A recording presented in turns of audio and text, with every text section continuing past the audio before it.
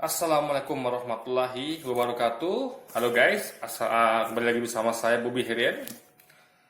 Di sini video ini judulnya itu kan saya kasih yaitu adalah selama investasi ya selama investasi dan trading ya saya tidak pernah cut loss atau rugi gitu. Nah, jadi saya akan cerita sedikit ya. Ini pengalaman saya dari saya mulai investasi itu ya mulai tahun 2005 guys, 2004 atau 2005 gitu.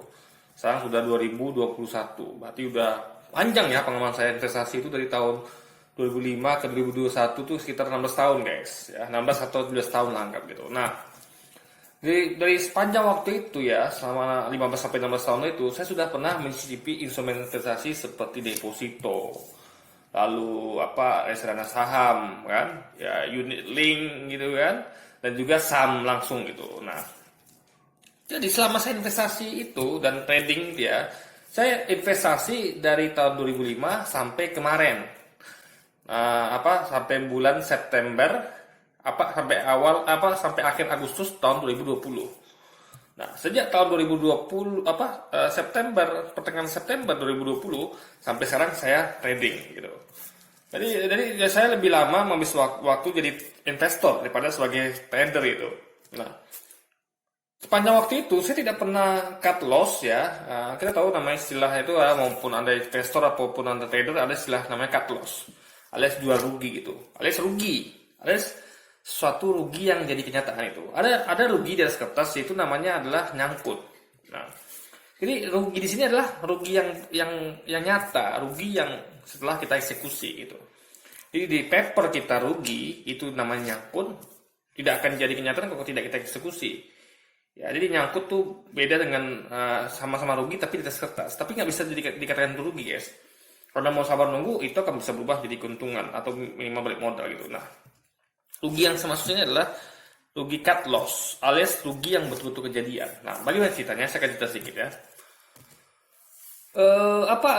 Periode 2005 gini guys, saya buat video ini juga untuk menyikapi adanya orang-orang yang saya pernah sedikit baca berita itu orang yang bunuh diri karena dia trading saham gitu kan. Dia katanya lompat dari apartemen lantai berapa gitu. Nah, saya akan kasih tahu ya mindset dan bagaimana supaya kita tidak terjebak dengan hal begituan, karena namanya investasi maupun trading itu memang butuh pengambilan manajemen resiko gitu, manajemen mental dan intinya semua itu harus di manage gitu. Jadi nggak bisa Anda asalan investasi dan trading kalau Anda nggak tahu resikonya bagaimana. Anda harus tahu batas resiko Anda seperti apa gitu, dan Anda harus betul-betul dengan persiapan yang matang sehingga Anda tidak terjebak ke dalam kondisi yang membuat Anda hopeless gitu. Jadi selalu ada harapan gitu kan, karena Anda tahu ada yang Anda tuju gitu. Anda tahu bagaimana mekanismenya, Anda tahu ada secercah cahaya di depan sana, di ujung sana yang ada yang udah Anda perkirakan sebelumnya gitu. Jadi nggak betul-betul blank, nggak betul-betul tanpa planning sama sekali guys. Nah, jadi saya cerita sedikit ya. Jadi waktu saya pernah deposito ya. Deposito kan instrumen paling aman tentunya gitu kan, paling aman. Jadi saya pakai deposito itu mungkin berapa tahun itu guys, dan itu sebenarnya nggak perlu lah saya terlalu breakdown di sini gitu kan, terlalu detail di sini. Yang penting saya deposito pernah dan itu aman gitu. Dan tapi itu aja. Kenapa saya tinggalkan? Karena riba. Jadi waktu itu saya hijrah gitu kan, saya belajar agama dan saya mengkaji kalau bunga itu adalah riba, haram gitu. Maka saya tinggalkan deposito. Terus saya masuk ke instrumen unit link gitu. Nah, unit link ini kan 7 tahun guys. Jadi investasi unit link ini sama seperti reksadana, cuman dia ini ada asuransinya gitu. Makanya disebut unit link. Nah, jadi itu sekitar jangka waktu kontrak 7 tahun kan. 7 tahun. Nah, di tengah-tengah itu saya juga ikut investasi lain, yaitu reksadana saham. Saya pegang 2 reksadana saham waktu itu kan. Nah, saya cerita sedikit yang di unit link nih. Di unit link ini kan 7 tahun itu saya langsung istilahnya tuh saya lamsam atau saya bom. Jadi kan dia tuh kan saatnya tuh kita tuh kan selama 7 tahun kontrak itu ya unit link itu kan boleh dicairkan selama 7 tahun. Kalau lecet kan belum jatuh tempo 7 tahun, Anda kena penalti gitu, ya kan? Saya akan ceritakan sedikit. Jadi itu kan setahun tuh dia harus setor 5 juta gitu kan. Tiap tahun 5 juta sampai tahun 7 nanti 35 juta gitu. Nah, Anda boleh lamsam. Jadi saya waktu itu melakukan lamsam ya. Jadi sekitar 2 tahun pertama, 2 tahun atau 3 tahun pertama ya, 2 tahun pertama mungkin. Atau bahkan tahun pertama itu saya lamsam gitu. Karena saya memang orangnya suka, saya tuh selalu belanja tuh hanya sesuai kebutuhan. Saya nggak sesuai keinginan gitu. Mungkin sekali-sekali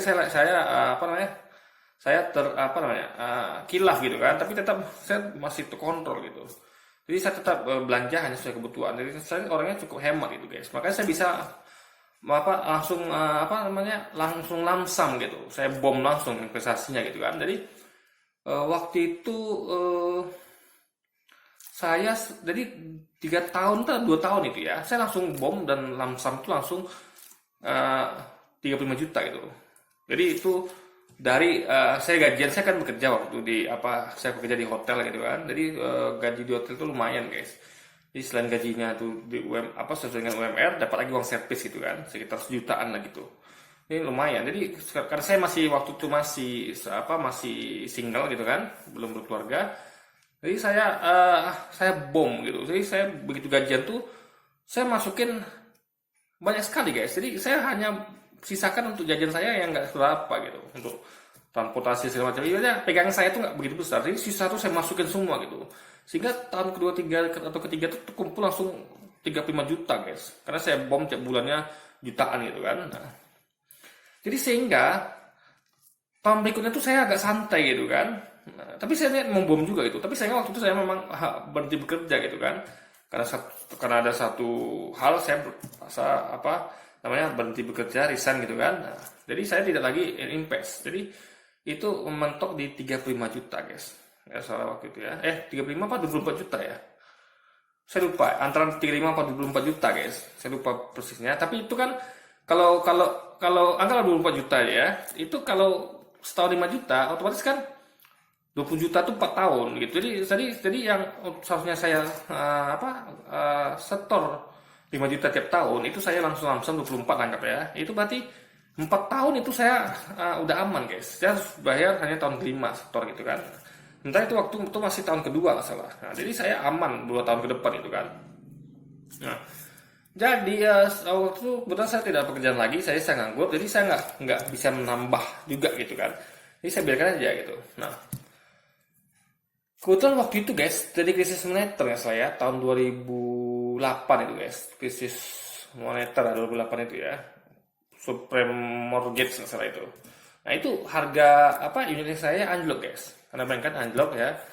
Waktu itu harga per unitnya tuh masih waktu saya beli itu ya rata-rata itu sekitar 12 ribuan guys gitu, 12 ribuan sampai 15 ribu. Jadi anjlok sampai kira-kira tinggal 6 ribu sampai 9 ribu guys per unit gitu kan, karena kan kalau unit itu kan belinya per unit gitu. Wow, dana saya yang 24 juta itu guys, ya 24 juta ya saya ingat ya, bukan 35 ya. Jadi 24 juta tuh anjlok di tinggal berapa Anda tahu?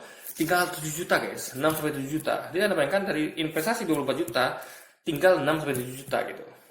Karena tentu karena saya belum pernah mengalami itu, saya agak sedikit katakan mungkin shocknya itu mungkin bukan shock yang luar biasa, maksudnya terkejut gitu, kaget ya gitu kan. Nah, jadi waktu itu saya pun kebetulan nggak kerja lagi, jadi saya memang alhamdulillah saya masih tinggal sama orang tua gitu, ya kan, saya masih tinggal menumpang di rumah orang tua gitu kan. Ibaratnya saya pengeluaran saya tuh karena masih numpang sama orang tua, itu makan masih gratis gitu kan, tinggal masih gratis, listrik masih gratis. Saya paling untuk jajan saya aja gitu kan, sama operasional saya untuk punya motor gitu. Tapi selebihnya kan masih tanggung orang tua gitu kan. Nah, jadi waktu itu investasi saya tinggal 6 sampai 7 juta guys, 24 juta gitu. Lalu pialang saya, jadi itu istilahnya tuh mungkin semacam pialang lah kan kalau di link itu ya. Itu menyarankan saya untuk beli lagi gitu. Bapak sebenarnya ini beli lagi di saat harga jatuh gini gitu kan. Jadi waktu itu ISG memang drop gitu kan. Tapi saya bilang enggak lah Pak, ini aja lagi turun ya. Tapi dia selalu ngasih saran, saya Bapak beli lagi gitu. Ini harganya lagi murah Pak. Nah, jadi waktu itu pun saya nggak ada uang juga untuk beli gitu kan. Nah, tapi setelah dibiarkan guys, ternyata setelah 7 tahun habis kontrak, Anda tahu dananya tuh malah untung gitu. Jadi yang drop tadi itu kan ekonomi kan pulih lagi. Jadi 2009, 2010, 2011 itu kan pulih lagi. Jadi habis kontrak itu tahun berapa sih lupa tuh guys. Mungkin sekitar 2012 lah mungkin ya. 2013 habis kontrak gitu kan. Itu dana saya itu ada keuntungan sekitar sekitar belasan juta lah gitu guys. Ya kan? Jadi lumayan. Nah, jadi keuntungan itu saya belikan ke saham gitu kan. Jadi investor. Nah, jadi waktu itu gini guys, waktu tahun ke berapa ya? Tahun kelima itu nggak salah. Saya kan masih apa waktu itu saya dapat kerja lagi gitu kan. Jadi saya ketika tahun kelima itu kan yang saya lamsam itu kan sudah habis setorannya itu. Dana mau cukupi lagi. Jadi saya masih setor ya.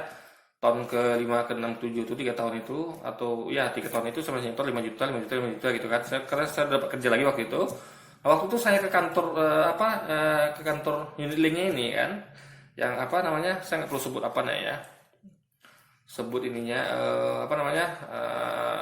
perusahaannya. Jadi saya ke kantor itu ada seorang ada telepon nggak salah, jadi pialang ini terima telepon gitu kan. Jadi telepon bukan ya, ada langsung nasabah ke situ itu. Jadi nasabahnya itu seorang cewek ya, dia orang Chinese gitu kan, datang sana masih muda. Jadi dia tuh disuruh bapaknya guys, disuruh papanya gitu kan. Jadi kemudian dia sebelah saya dengarkan kan percakapannya dengan sang pialang. Jadi dia bilang gini, saya disuruh papa sini untuk cairkan saja unit linknya gitu. Karena waktu itu memang lagi krisis gitu kan, sekitar tahun 2008.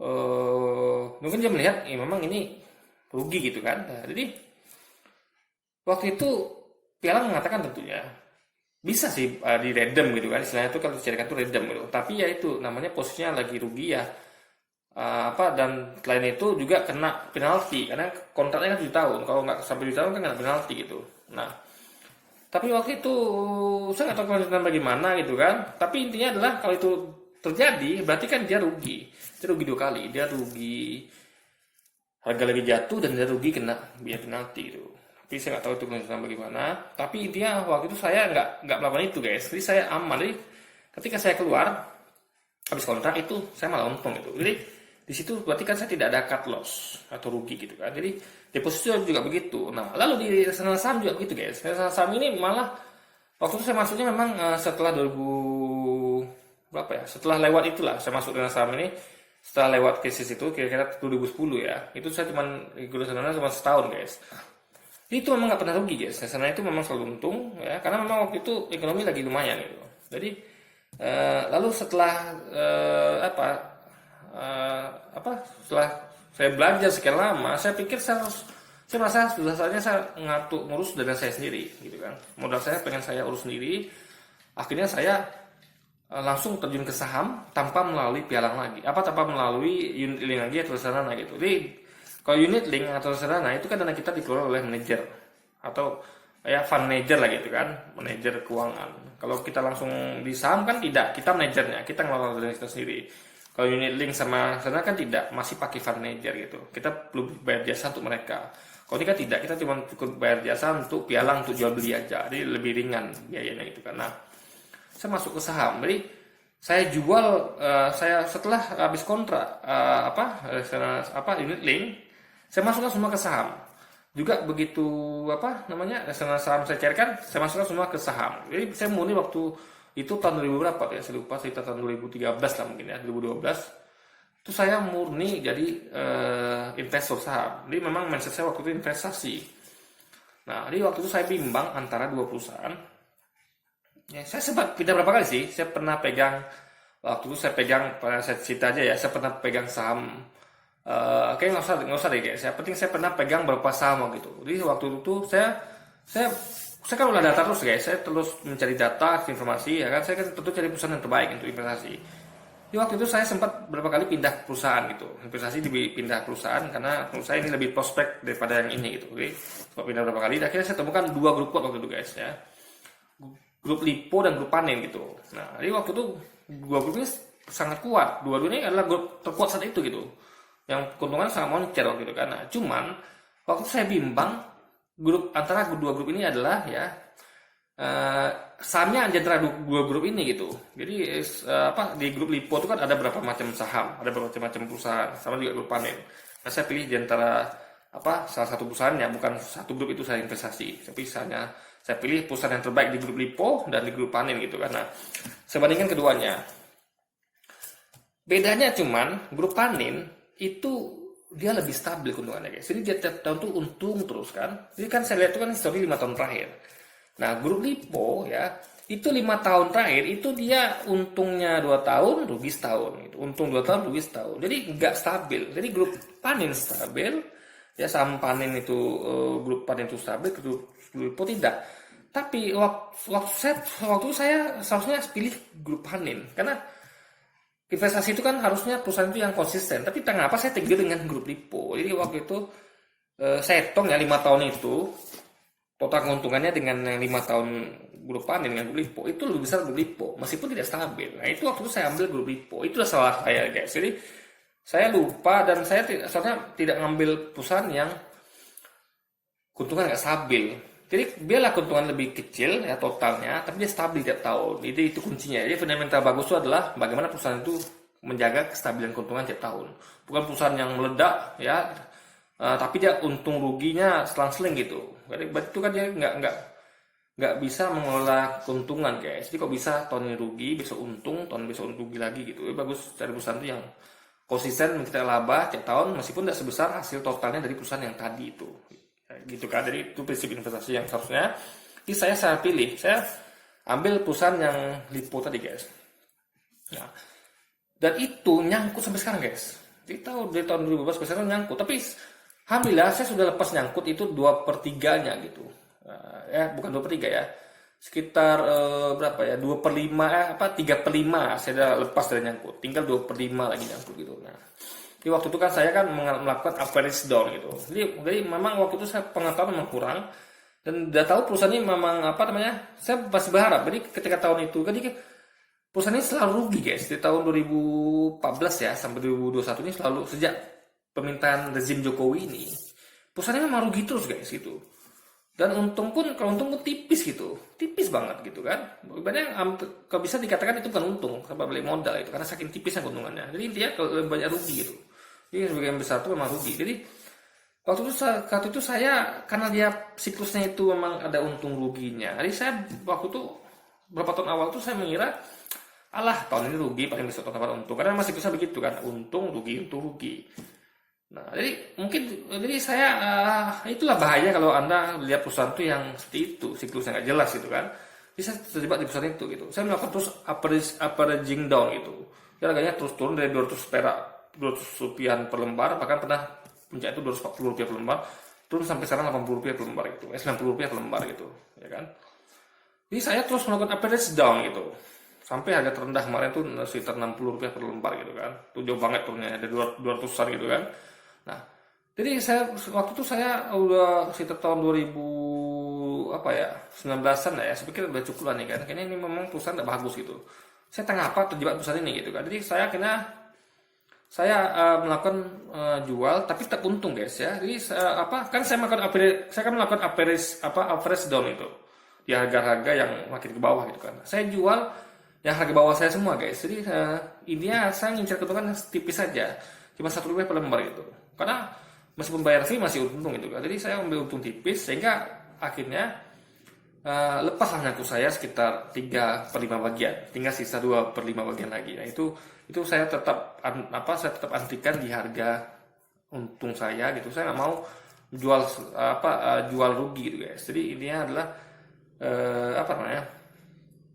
jadi kan akibatnya saya nggak pernah cut loss gitu kan. Nah sama kayak juga kayak sekarang ini saya pegang saham ini juga gitu kan.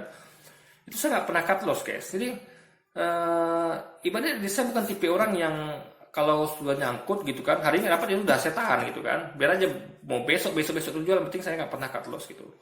Jadi saya pernah sabar itu nunggu sampai 3 minggu guys. Baru waktu itu ada bandar masuk. Jadi gini, saya nyangkut tuh kan ada bandar. Saya waktu itu ikut bandar gitu kan. Bandar ngerek harga ke atas, saya ikut terus permainan bandar itu. Untung memang gede waktu itu kan, sampai 11 jutaan gitu kan berapa hari itu. Tapi ketika Bandar keluar dari market, saya kan nggak tahu. Tiba-tiba Bandar keluar, saya nyangkut. Nah, Bandar juga yang mengeluarkan saya dan nyangkut itu sekitar 3 minggu kemudian. Nah, itu pengalaman nyangkut. Jadi, ya saya orangnya memang sabar guys, dan saya tidak pernah mau cut loss atau rugi. Jadi yang apa yang saya lakukan, ya saya tunggu gitu. Ya kan? Saya terus jualan tiap hari, ya menerapkan posisi jualan sampai saya terjual gitu. Nah, makanya di sini dibutuhkan modal yang besar.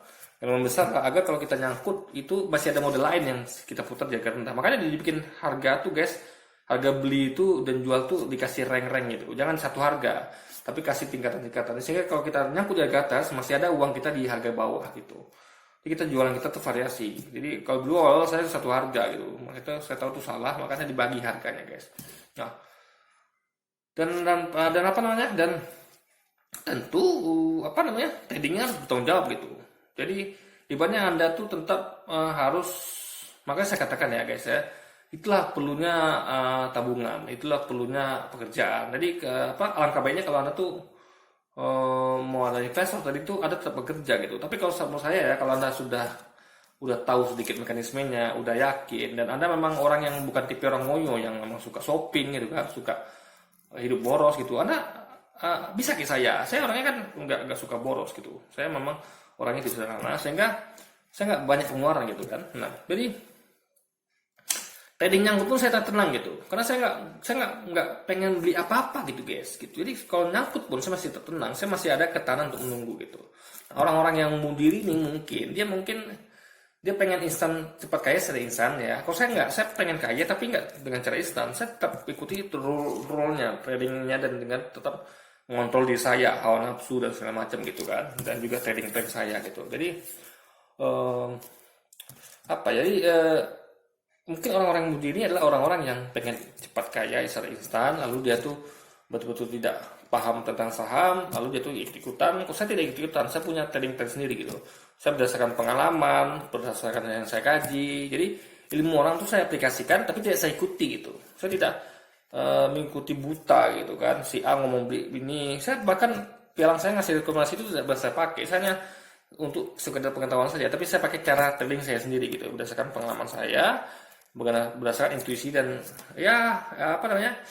dari aktivitas saya di trading seharian itu, keseharian itulah yang saya gunakan untuk aplikasikan di trading plan saya gitu. Jadi intinya adalah jadi trader itu sebenarnya guys ya, kalau Anda mau tidak pernah rugi, ya jangan cut loss. Ya, bela jangan nyangkut. Jadi kan total itu saya nyangkut di saham itu ya, grup Lipo ini dari tahun 2013 lah sampai 2021 itu kan sekitar hampir 8 tahun gitu. Tapi saya tidak peduli guys, karena hebatnya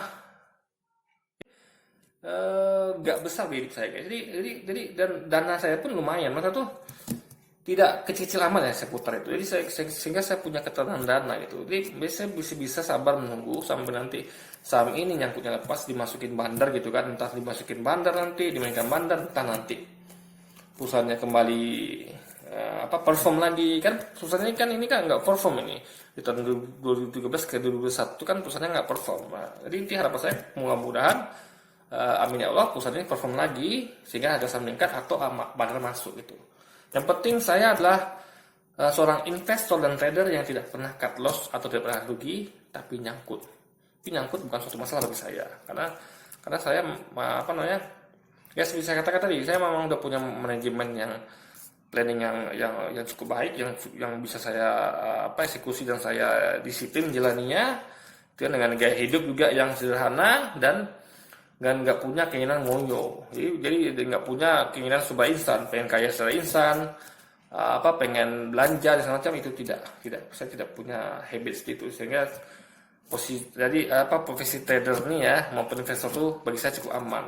Jadi orang-orang yang bunuh diri karena trading saham tuh mungkin orang-orang yang jelas bertolak belakang dengan saya gitu. Metode mereka, baik habit mereka, mindset mereka terus beda sama saya. Jadi kalau Anda mau jadi investor dan trader yang aman ya, Anda perlu mengerti betul dunia yang Anda jalani, lalu Anda tuh punya backup plan ya.